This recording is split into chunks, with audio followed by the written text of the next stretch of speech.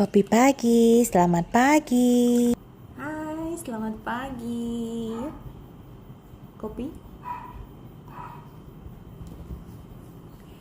Bacaan pertama pada hari ini dari kitab Ulangan 4 ayat 1, 5 sampai dengan 9 dan bacaan Injilnya dari kitab Injil Matius bab 5 ayat 17 sampai dengan 19. Di dalam bacaan pertama dengan perikop Musa menasehati bangsa itu memelihara hukum Allah, bercerita atau berkisah tentang Nabi Musa yang telah menerima hukum Taurat dari Allah dan ia menyampaikan serta mengajarkan hukum-hukum itu kepada bangsa Israel agar dengan demikian bangsa Israel dilayakkan Tuhan untuk bisa masuk ke dalam tanah terjanji, tanah yang dijanjikan Tuhan kepada mereka. Di dalam tanah terjanji pun ternyata mereka tetap harus dengan setia mentaati hukum-hukum itu. Dan mereka juga harus mengajarkannya kepada semua keturunan mereka agar mereka dapat menikmati kebahagiaan.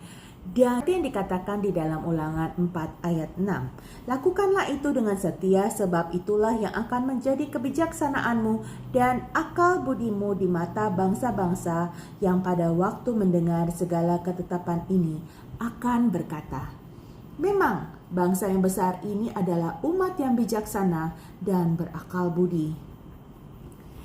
Karena itulah hukum Taurat menjadi dasar kebudayaan bangsa Yahudi sehingga para ahli Taurat akan mengutuki orang yang berani mengajukan atau mengajarkan hal-hal yang tidak sesuai dengan hukum Taurat.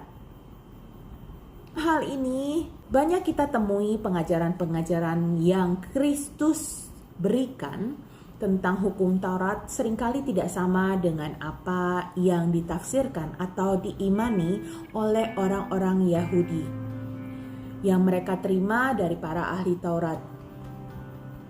Karena itu orang-orang Yahudi banyak yang berpikir bahwa Yesus ingin mengubah hukum Taurat. Menanggapi pandangan ini seperti pada hari ini di dalam bacaan Injil Matius 5 ayat 17 sampai dengan 19, Yesus mengatakan dengan tegas, "Jangan kamu menyangka bahwa aku datang untuk meniadakan hukum Taurat atau kitab para nabi. Aku datang bukan untuk meniadakannya, melainkan untuk menggenapinya." Setelah merenungkan kedua bacaan pada hari ini, bacaan pertama dan bacaan Injil, aku merasa diteguhkan dengan pandangan bahwa Kristus tidak mengubah hukum Taurat, tetapi benar dia menggenapinya. Pengertian dari menggenapi bukan berarti ada kekurangan pada hukum Taurat, tapi ada hal-hal yang perlu diperhatikan, apa yang tertulis dan apa yang tersirat. Untuk dapat melihat yang tersirat dari yang tertulis dibutuhkan hikmat dan kebijaksanaan yang lebih. Begitupun di dalam kehidupan ini, banyak kali apa yang terlihat bukanlah apa yang sebenarnya terjadi. Sehingga banyak kali kita harus diam, kemudian mengolahnya dengan pikiran, akal dan budi kita, serta mohon kebijaksanaan agar kiranya kita dapat memutuskan sesuatu yang tepat. Mencontoh hanya hal-hal yang baik, belajar dari kesalahan dan jangan mengulanginya lagi.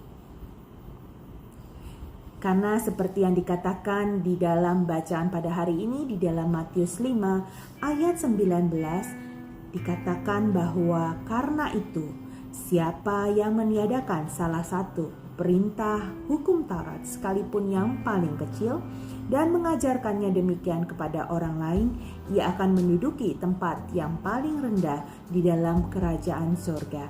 Tetapi siapa yang melakukan dan mengajarkan segala perintah-perintah hukum Taurat, ia akan menduduki tempat yang tinggi di dalam kerajaan surga.